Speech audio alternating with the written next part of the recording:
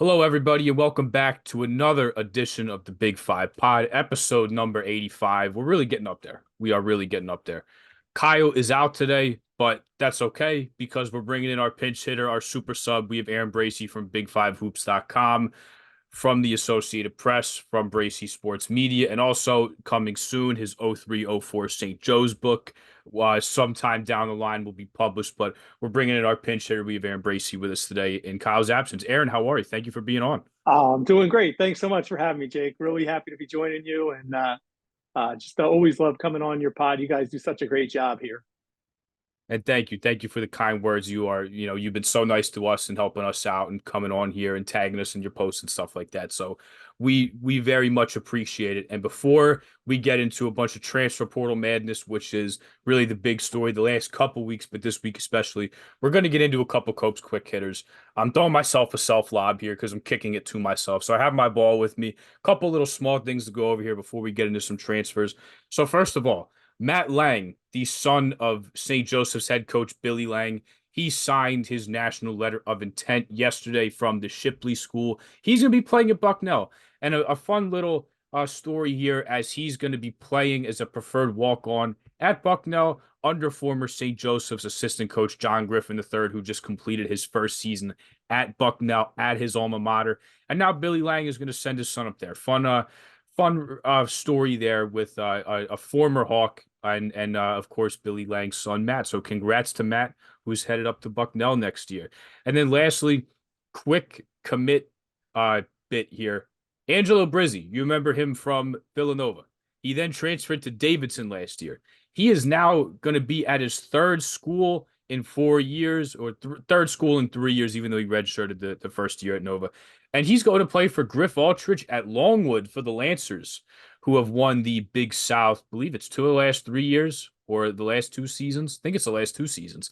So champions of the Big South of the Longwood Lancers, and Angelo Brizzi is now going to be taking his talents there. Was in the Big East, the A10. He's now going to be going to the Big South to play for Long. To some transfer portal talk. Villanova is definitely the busiest of the Big Five teams here, but let's go to St. Joe's. Really big addition, quite literally a big addition. They had Injustice Ajagbor from Harvard, who's going to be coming to Hawk Hill, gives the Hawks a veteran center here, so that way Steven Solano coming in next year doesn't have to play big minutes right away and is asked a lot, but really big addition here. I think this is a very good pickup for St. Joseph's. But Aaron, you got to talk to him yesterday. So what kind of person is St. Joe's getting? What kind of player are they getting with Justice Ajagba? Yeah, huge addition. Addition. You're right, Jake. And one of my most important questions I asked him was how to pronounce his name. So it's a Jabo. Okay. So it's how he explained it to me. What a story! First of all, he grew up in Nigeria. Both of his parents died before he was 10 years old. He's not even sure how his father died. His mom died of a stroke. He didn't play basketball until that point, and he told me that he was kind of on like not really any kind of track, and he got into basketball, and it really kind of got him on a track, like in schooling. It helped him get advanced in school in Nigeria. He said that he used to watch tapes, YouTube videos of Hakeem Olajuwon to learn how to play. And as he grew and grew and grew and became better, he became a prospect. He came to the United States. He stayed with a group of surrogate parents in North Carolina, in Asheville, North Carolina. Went to the Crease School, did really well there. Really smart. Went to Harvard, majored in economics. He's going to graduate in May with an economics degree. So obviously, what an amazing story, first of all. But then on the court, Jake, St. Joseph's obviously got him not just for the person, but for the basketball player. This guy is a defensive presence. Last year, in just 20 games, he had 58 block shots, and that was 47th in the country. And the Ivy League, as you know, is a very good league. He really had a best game of the season against Penn, 16 points and 13 rebounds. I mentioned that to him, and he just kind of laughed. One of the reasons why he picked St. Joe's is because he has aspirations to follow other Nigerians into the NBA, and he thinks being at St. Joe's on Billy Lang's staff, Billy Lang having had 6 years of NBA experience on the 76ers bench, Dwayne Jones having had NBA experience as a player and a coach, he picked St. Joe's in large part because of the coaching staff, in addition to the team being pretty good and the culture. So this is a huge pickup for St. Joe's, a defensive player, but also a guy who can finish around the rim.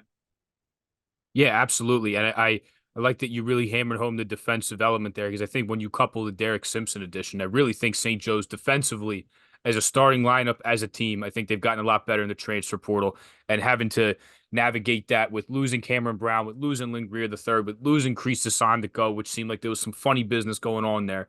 I think the Hawks have actually done very well here.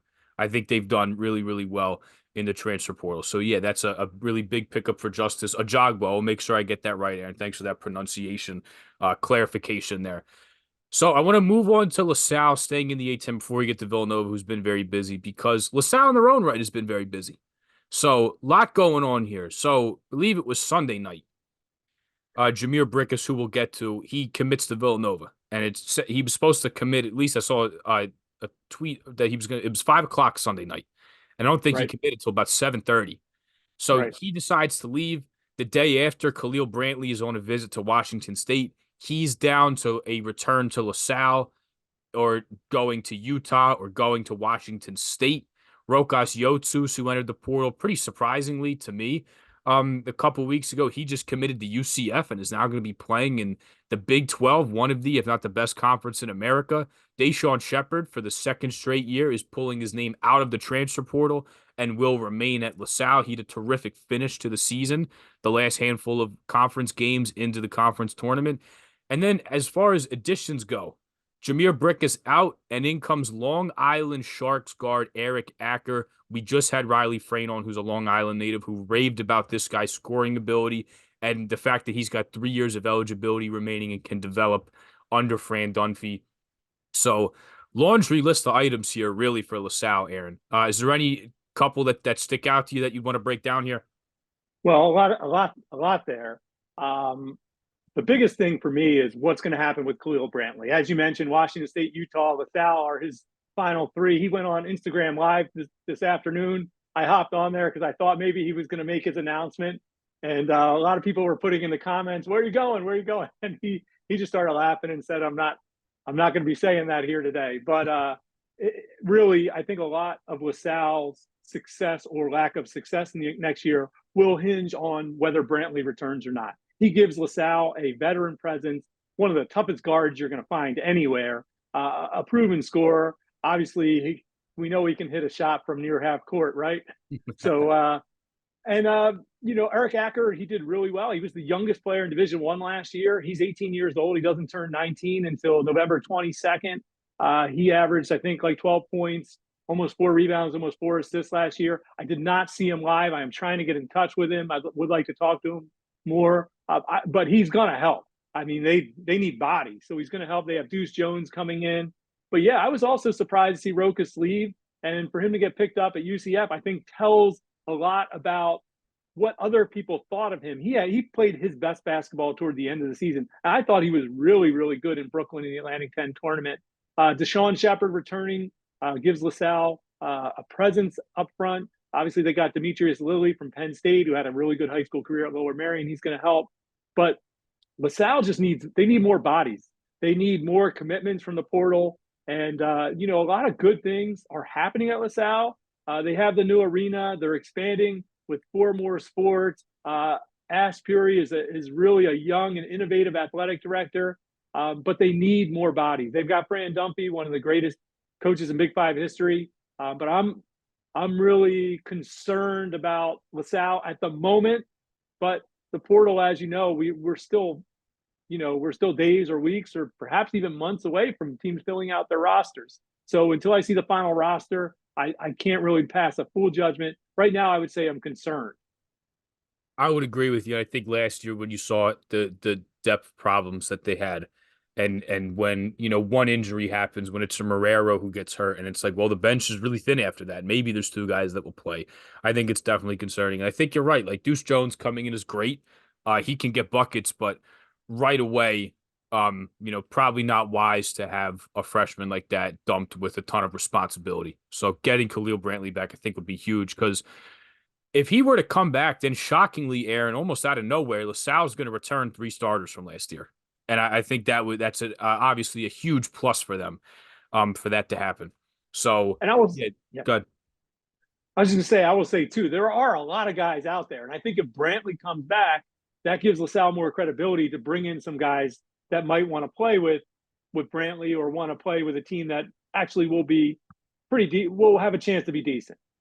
Yeah, absolutely, absolutely agreed. And I think if Brantley comes back, Brantley, Eric Acker, Deuce Jones, like that's a nice, really nice trio of guards there that hopefully they could add, a bench piece, another big toe. Because last year I feel like the problem was there was no one behind Rokas, and then he leaves, and now they have Lilly, and they don't seem to have a center behind them. So still very, very, obviously the portal closed yesterday, but still a lot remains to be seen as far as exactly how these teams are going to shake out. So, and we're going to move to Villanova. They've been very, very active. They were active last year getting transfers.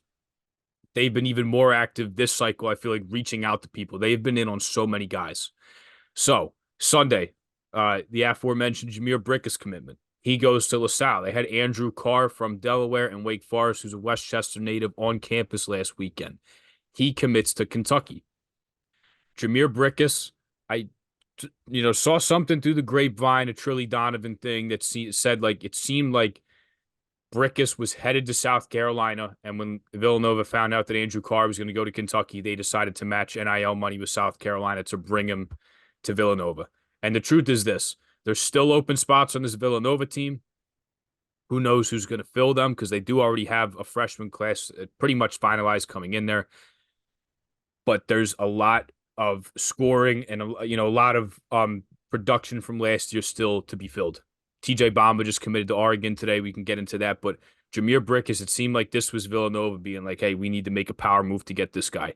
They bring him in from La Salle. This is the second Big Five transfer that they've gotten, and it seems as though he might not be the last. Villanova seems like they're interested in VCU's Max Shulga as of today, who was very, very good in Brooklyn. I think he had a 9 for 9 game or a 9 for 10 game against St. Joe's when they played VCU. He had a really good game when we were at the A10 tournament in Brooklyn. And then, speaking of Big Five transfers, although Caleb Battle was at Arkansas last year, he's formerly of Temple the 2 years prior.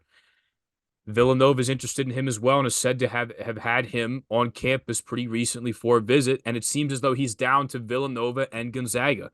So, Aaron, I didn't see this being the way it would play out for Villanova, but if they bring in Caleb Battle, they will have 3 former Big Five players from other schools on their team. I don't know if that's necessarily a good thing. I think they all bring, Perkins, Battle, Brickus all bring, you know, different skill sets to the team. But I don't, just taken from the other city schools, I don't know if that's the ideal path here.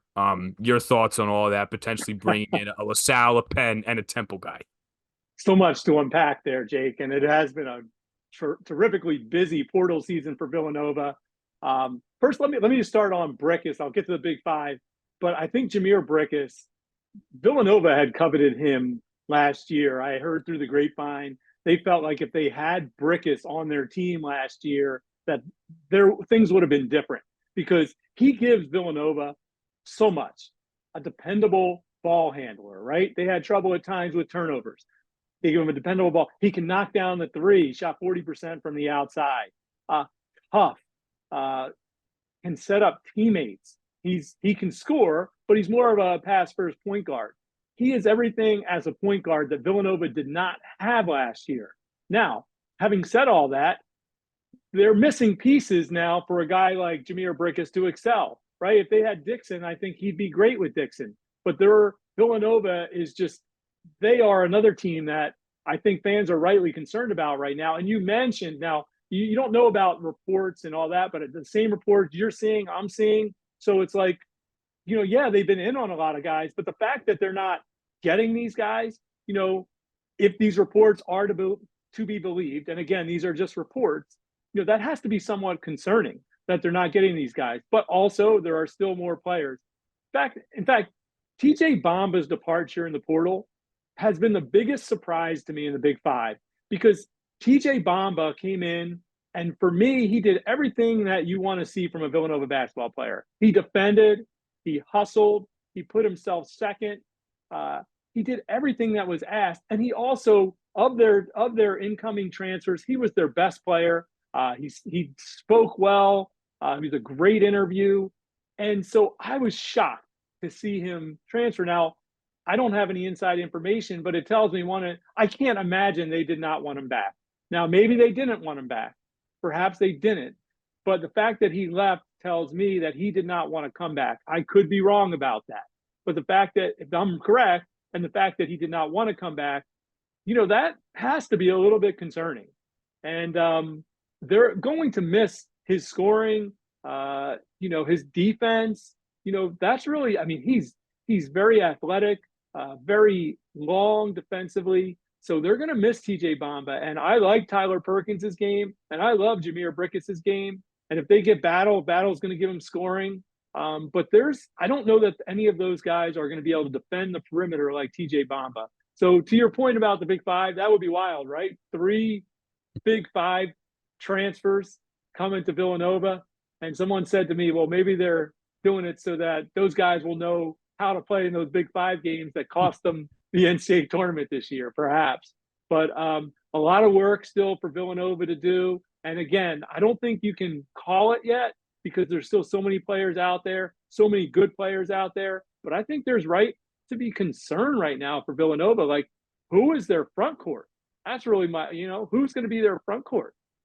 In the Big East, there are a lot of big bodies. I don't know that they have a body right now that is going to be able to defend like a Kalkbrenner.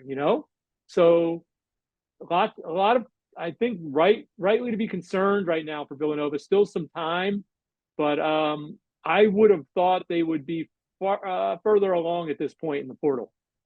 I agree 100%. Going off on Brickus, I do think there's a lot of validity to saying that if Villanova had Jameer Brickus last year, things would have been different because they did not have somebody to kind of marry the roster together here. They didn't have, to me, like the most important thing that Jameer Brickus can bring to this team is, it's not his toughness, it's not his shooting. Although they're great, I think the most important thing for this team is his playmaking.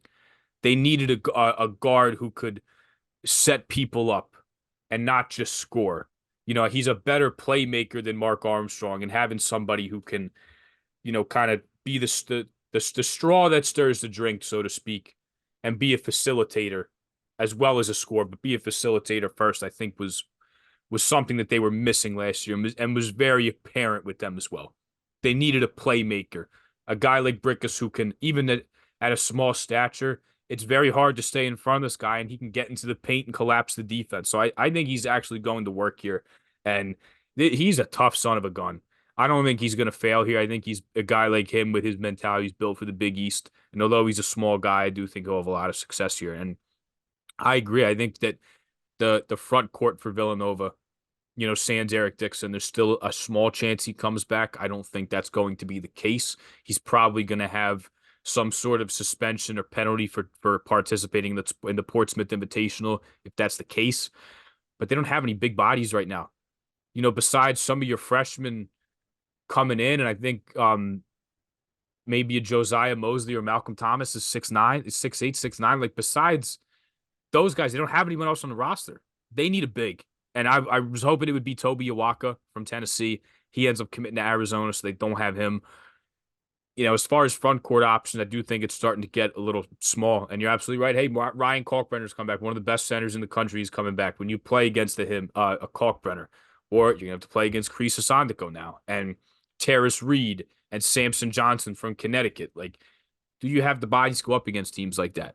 Currently, as it stands, they don't. And even if you're going to bank on the freshmen doing that, well, you don't have any experience behind them. So I'm actually pretty concerned with this Villanova team because there's still a lot of guards, guard and production to replace.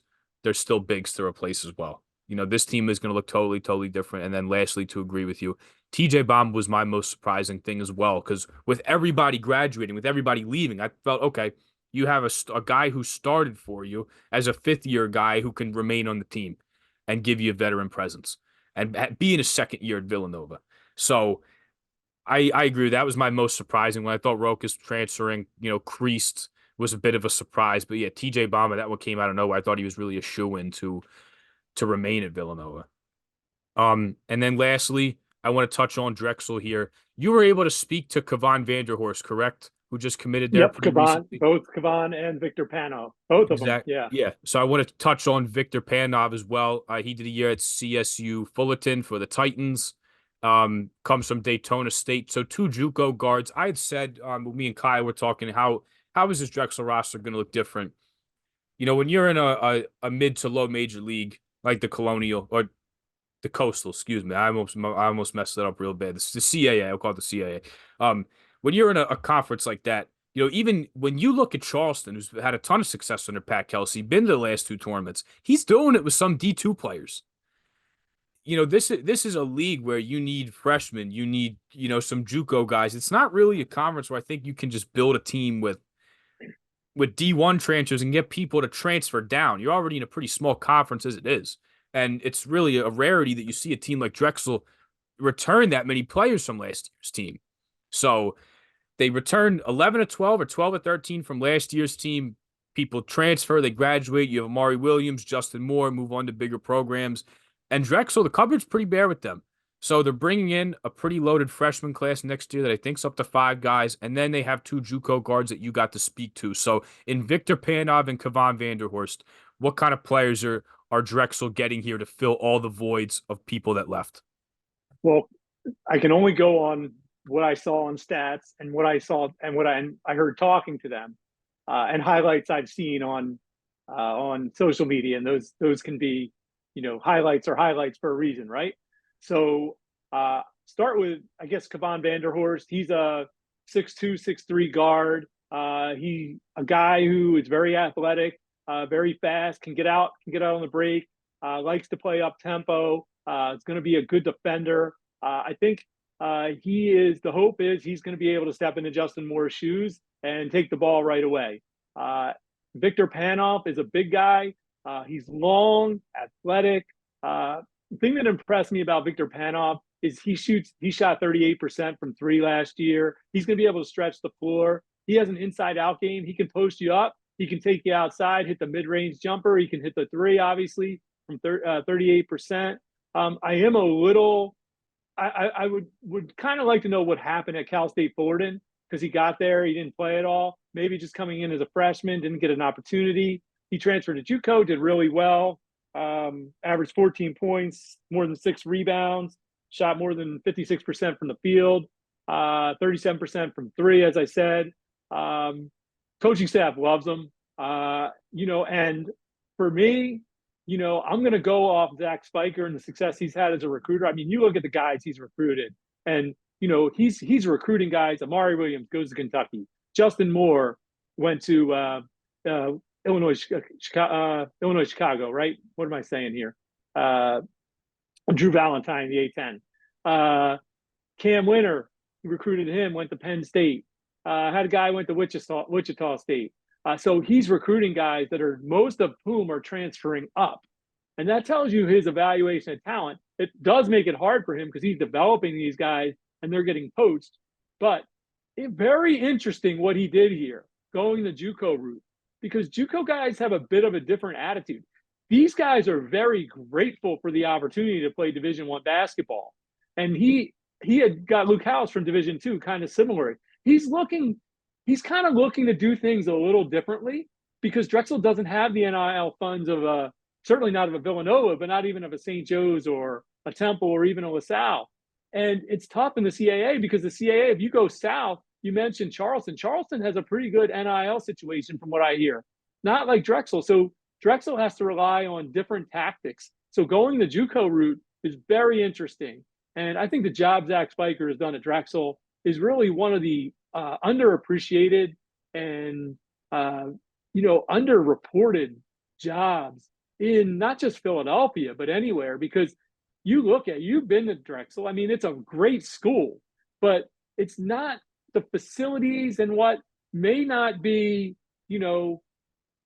exactly right. Although they've gotten a lot better in facilities, but what he's established there is a winning culture. It doesn't matter if you're playing on the corner court. if you are a part of a winning culture, if you're on a winning team, if you know you're going to have a chance to win the conference tournament every year, if you're coached by a great coaching staff that's going to get you better, uh, that's where you want to go as a player. And so he's going the JUCO route and getting these guys who are really hungry, excited, and appreciating the opportunity. Not just guys who are like, "Hey, how much are you going to pay me?" I know they were in on some guys that might be bigger names, but those guys are looking for paydays. And not that these guys don't want to get paid, but these guys are hungry to show they can play at this level. So I love what Zach Spiker has done. And I do have no doubt that he's going to continue to have success at Drexel, and just really, really impressed with the job he did. Obviously, Big Five Coach of the Year at Drexel's first year. So kind of a little bit, um, you know, a little bit surprised that there's been some pushback from, at least on my social media, maybe yours, on like, why are you voting him Coach of the Year? So I'm not sure that people really understand like how good of a job he's done there. Yeah, I would agree with you. And I think another thing that's huge with the JUCO guys, and I like that you point out that yeah, like they're hungry. Like they were probably playing in front of 50 people last year, and now they're going to have the Yeah. opportunity to go play in the NCAA tournament, and play on national TV. But just the fact that you can get a guy that has a year or two of playing experience under his belt is huge at the college level, or with a Victor Panov, like a guy that's even played D1 before. That's at least had the experience of playing in a D1 environment. So I think that's huge. It'd be big if Kavan Vanderhorst could pick up that point guard spot right away because they're just losing so much. They're just losing so much. It is night and day, the roster this year and last year, with how much that they're going to be losing. But I do agree with you. Now I will say I agree with you that Spiker's doing a great job, but he deserved Big Five Coach of the Year. Now preseason, me and Kyle did our predictions, and I think we both had Kyle Neptune because we thought this was a tournament team and they could make a deep run and they had a bunch of talent, and that didn't happen. So I completely missed the boat on Spiker. But Amari Williams doesn't get hurt in that first CAA tournament game. They have a deeper run, and I think he really solidifies the fact that he was the Big Five Coach of the Year. So I agree with you 100%. They had the best season in conference play, finishing as the number 2 seed, I believe it was, in the Yep. CAA. So I completely agree with you there. And when you look at, since he's been there, like the DAC undergoing a big renovation. I think the DAC is awesome if you haven't seen a game there. It's a Love really, the really DAC. nice to see a Love game. it. It really is nice. So fun to be there. Yeah, it really is nice. Um, Also, there's no better. And this probably it should not cloud my judgment, but there's no better pregame media spread than the pack. I mean, really, it's just incredible. It's the best. what do they have in there? I've only the 2 times I was there, Oh man, they have what I you didn't want. You partake. get they've got the buff. You go up for the buffet. You get the chicken cheesesteak or the regular cheesesteak, the salad. I'm happy as can be. Well, they probably have like Landmark catering it because Landmark's right next to it, so you're probably getting like the good pub food from next door. But yeah, I will make sure I partake next time I can. Definitely got to. We'll arrange. We'll have a meal together there. Oh, for sure, for sure. And then if not, we can always hit Landmark after, of course. That's always better. But I agree. I mean, I think Spiker deserved Big Five Coach of the Year at a job where there's probably, honestly, Aaron, I don't know if there's any NIL money coming in through there. Charleston has fan support, and they don't have football there. I know Drexel doesn't either, and there's a handful of schools that are in the CAA that don't have football, but the fan support, the support from the administration at the school, like Charleston, I don't think will be a CAA school in, say, 4 or 5 years. I think they're like the one program that people are waiting to poach, and that people are waiting, whether it's the AAC or whoever, are willing, for them to take that next step and to go, to poach Charleston, because with the amount of money that's dumped into the program, and now have Chris Mack from previously at Louisville, and Xavier. We got Xavier to a 1 seed the year that they had Trayvon Blewett, and JP McCura had a really good team there that they made an Elite Eight while he was there. He got them to a 1 seed the 1 year. So, he's a damn good coach, and it's a program that's going to attract guys like Chris Mack and really good young coaches that I feel like will be a program that can make a step up soon. So, Aaron, before we let you go, you mentioned the Big Five teams. I saw that you had put out your ballot Did you do any preseason predictions? Because me and Kyle did preseason stuff before the season started, but then we didn't do a ballot like you did right before. So did you do a preseason ballot where maybe you're going back and kind of highlighting the ones you got? Well, so in the preseason, the big5hoops.com was not even a thing at that time. So no, I did not do a preseason ballot. I started the website. I was sitting on my couch watching Penn Villanova and missing covering the Big Five, missing the Palestra. Ran up to my office and said, "Man, I really want to get back into this." Mike Jensen was retiring. I knew there was like not that many people covering the Big Five. So I did not put together a ballot because I was not doing it for the season. So I will certainly be doing a preseason ballot this year. So what I'll say is that my postseason ballot, I did not have anything wrong in the preseason Okay. I mean, hey, yeah, yeah. Almost like because I didn't have one. people at Drexel always make the joke that Drexel football is undefeated, That's because true. they've never lost. So I had Kyle Neptune as coach of the year. Me and Kyle both did. What that, was not going to win. I had One Eric of the Reynolds as interesting, good. yeah, go ahead. Nope. I had Eric Reynolds as player of the year. I was this close. This close. Dixon was just so good end of the year, and then we both took the bait with Kreese Hassan to go at St. Joe's, and turns out he was not the best rookie of the year on his team. So of course X Brown took that. I got Amari Williams, Eric Reynolds, first team, but I really thought Justin Moore. If he doesn't get hurt, maybe we're having a different conversation. But I was really banking on Justin Moore coming back and coming back with a vengeance and making first team, and that didn't happen. So I will make sure I hold myself accountable and do it again next year. But honestly, not our Maybe finest we'll hour. have a friendly Big Five Hoops, Big Five Pod friendly wager. I don't, I'm not a better, but we'll have a friendly wager. We can, I take you out to dinner, you take me out to dinner, you and Kyle, and we'll do a preseason ballot, and we'll see who at the end of the season hits on the most players. It's probably going to be pretty hard next year too because we don't have a lot of background to go on other than like, who knows, like Kavan Vanderhorst could come in and be like first team all Big Five. Right. I But like it. I like it. friendly big5hoops.com, Big Five Pod wager. Yeah, I know we're not with each other, but this is a little. This is a handshake, but I don't want to We're speak. helping each other out. Yeah, Yeah. that'll be a handshake between us. We can do like a postseason dinner when it's not transfer portal's not going a million miles an hour, and we can finally get some rest here. So, Aaron, lastly, before we let you go here, you have you're writing for AP. You're here, there, you're everywhere. You're at the Flyers. You're at the Phillies. You're obviously covering hoops for your site. I saw you just did you had a podcast with at Tim Kelly Sports today. So you have your own Bracy Sports Media thing going on, as well as your 0304 St. Joe's book. You really go, and I don't know how you're finding time for all this. But Oh, you are hustling for sure. So, what's the progress on that stuff? Just kind of give yourself a plug. Tell us what you're doing. yeah. So one way I'm finding time is so I can give you an example. A lot of times will be up late at night and up early in the morning, not necessarily at the same time. But this morning I got up really early to do some transcribing for my book. I've done 82 interviews. I have one interview scheduled for tomorrow. And basically now moving forward to the writing process. I wrote the first chapter. And again, the book is on the 2003-04 St. Joseph's Hawks. That team finished 27-0 in the regular season, number one in the ranking in the country, first time ever number one seed in the NCAA tournament. Went to the Elite Eight, lost on a late shot by John Lucas III to Oklahoma State, but still an amazing story for so many reasons. So excited to retell the story. And I wrote the first chapter, putting all my interviews kind of together.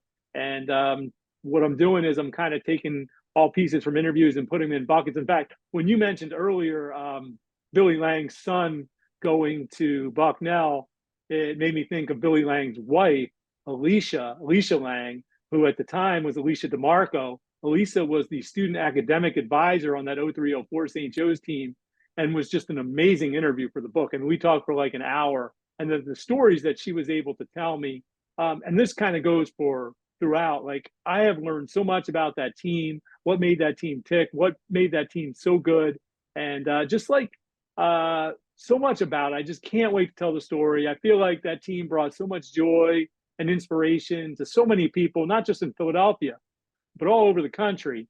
And I hope that in retelling the story, I hope that it's going to bring a lot of joy to the players, the staff, their families that played on that team, and I hope it's going to bring joy and inspiration to people who knew about the story and want to relive it, and people who never didn't know about the story, maybe were too young and could be inspired by what they did. Because quite frankly, there were cast-offs. Phil Martelli was a coach who didn't get an opportunity until he was 40 years old. People didn't think he was going to be a head coach. Jameer Nelson was too short. Delonte West was recruited by Siena and Manhattan. Pat Carroll was, recruited by a couple A10 schools. John Bryant, one of their big men, was a D2 guy. Dwayne Jones was an overlooked. So you have like all these guys who were like more or less overlooked, including the head coach, and they all came together and the pieces fit perfectly. And so I'm really looking forward to telling how that happened, and just so excited about that. And yeah, just thanks for the opportunity to tell a little bit about it. People can follow the hashtag 0304 St. Joe's book on social media. I'm kind of providing updates.